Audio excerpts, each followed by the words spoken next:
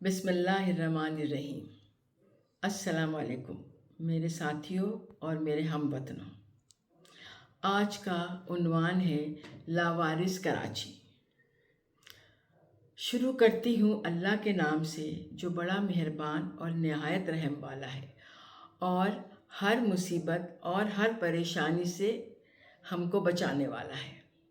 بہت عرصے بعد لکھ رہی ہوں کیونکہ جو بھی خلاف لکھے اس کی پاکستان میں خیر نہیں، اس کو پکڑ لیا جاتا ہے۔ سچ لکھنا پاکستان میں گناہ ہے، لیکن اب میری برداشت ختم ہو گئی ہے، اس لیے اللہ کا نام لے کر لکھ رہی ہوں۔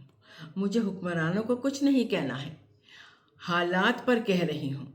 سب سے پہلے میں سوئی گیس پر کہتی ہوں کہ گیس کے صبح اور شام کے جو اوقات ہیں وہ یہ ہیں: صبح 6 بجے آتی ہے اور صبح 9 بجے چلی جاتی ہے، پھر دوپہر میں 12 بجے اس کو آنا ہوتا ہے اور 3 بجے واپس جانا ہوتا ہے۔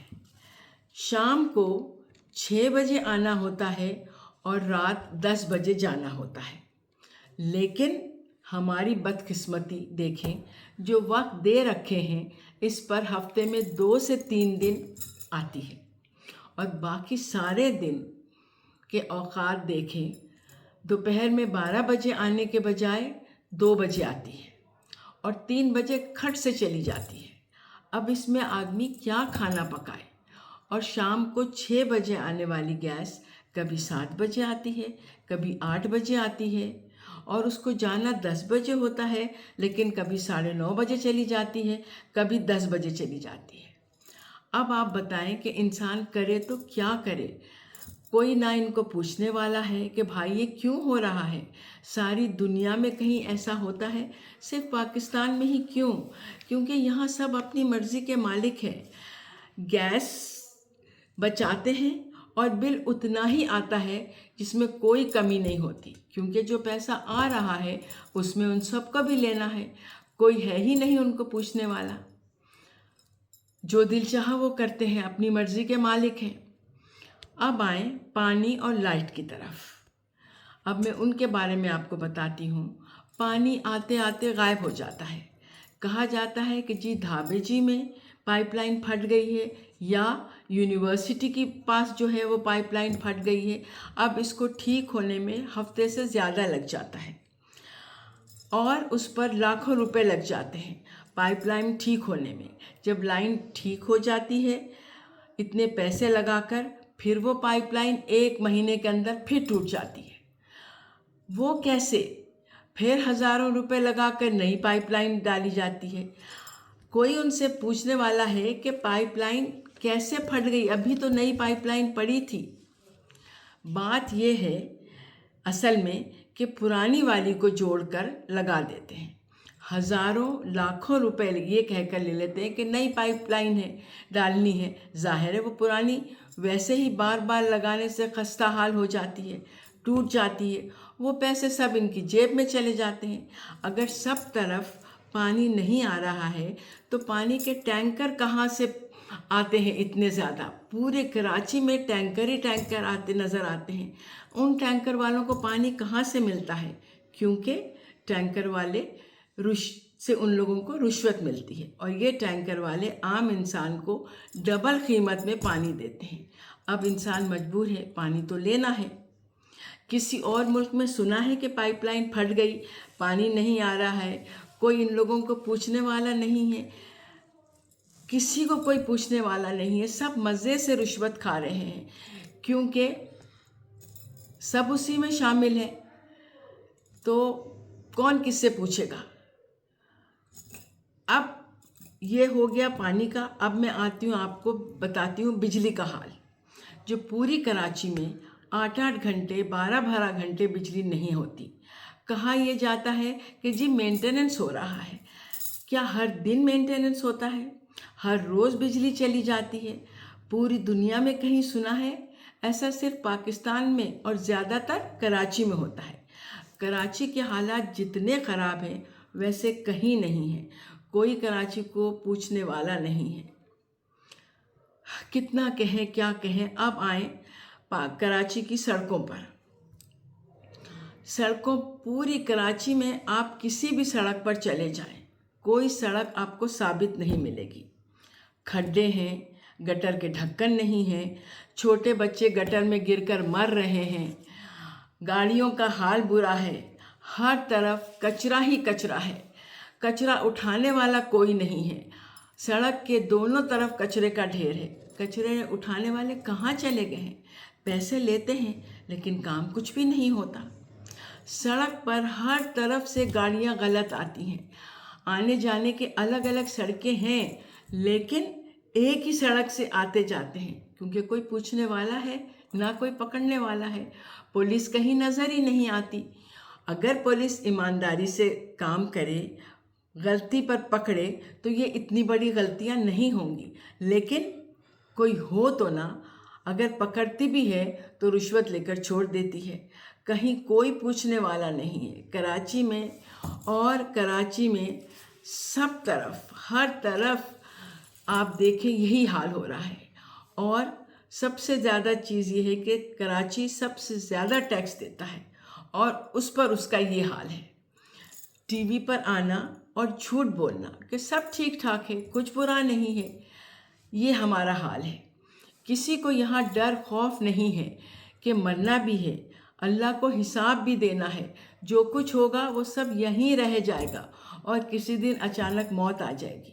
मौत का भी हमें नहीं पता कि कब आएगी। इसके बावजूद रिश्वतखोरी, बेईमानी, झूठ अपने उरूज पर है।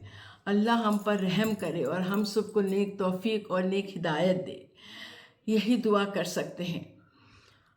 एक और सच्चा वाक़या बयान करती हूँ। पिछले साल कराची में हमारे घर में 1 महीने से वाईफाई नहीं आ रहा था। हम उनके ऑफिस जाके पूछ रहे थे कि क्या हुआ, क्यों इतने दिन से नेट नहीं आ रहा है। कहते हैं कि जी ठीक हो रहा है। कहते कहते पूरा महीना गुजर गया, नेट नहीं आया। और जब बिल आया तो पूरा हज़ारों का बिल था जो वाईफाई का होता है। हम फिर ऑफिस गए कि भाई पूरे महीने वाईफाई नहीं था, बिल किस बात का है। कहने लगे ये आपको देना पड़ेगा वरना आपका वाईफाई काट दिया जाएगा। अब आप कुछ कह सकते हैं? हमने बिल दे दिया। यहाँ ना कोई सुनने वाला है ना कोई पूछने वाला है। इसके 2 दिन बाद मेरी अमेरिका की फ़्लाइट थी। मैं चली गई।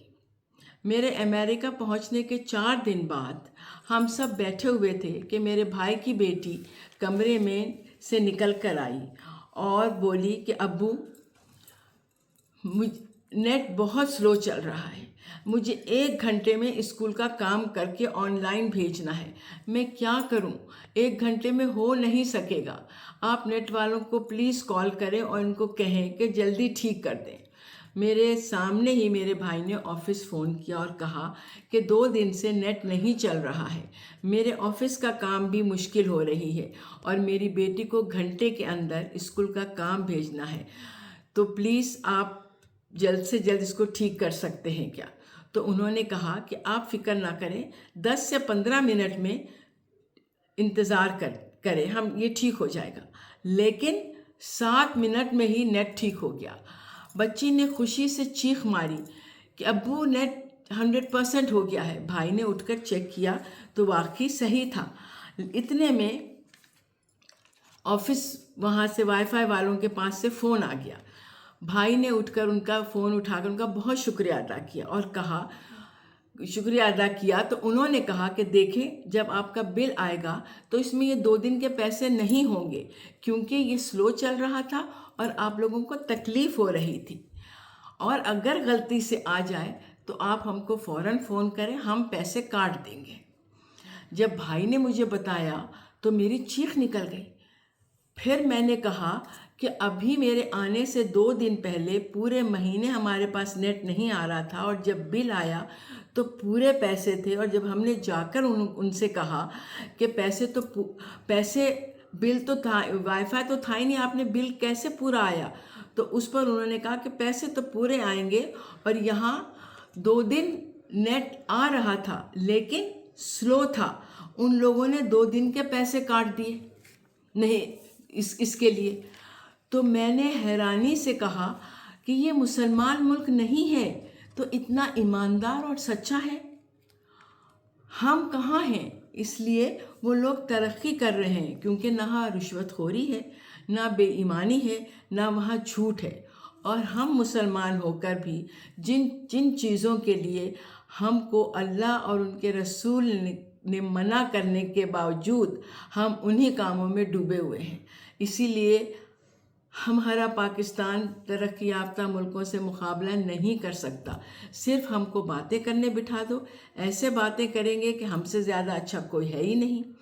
اللہ بس یہی دعا ہے میری کہ اللہ ہم سب کو اپنے مذہب پر چلنے کی توفیق عطا کرے اور برائیوں سے بچائے. آمین. اور اس ملک کو، اس پاکستان کو، جس کو قائد اعظم نے اتنی ایمانداری اور محبت سے بنایا مسلمانوں کے لیے، اس کو یا اللہ تو قائم و دائم رکھ اور یہاں کے لوگوں کو نیک توفیق، نیک ہدایت دے اور اپنے مذہب پر چلنے کی توفیق دے. آمین ثم آمین. آپ سب بھی یہ دعا کریں تاکہ اس ملک کے حالات بہتر ہو جائیں. آمین. اللہ حافظ.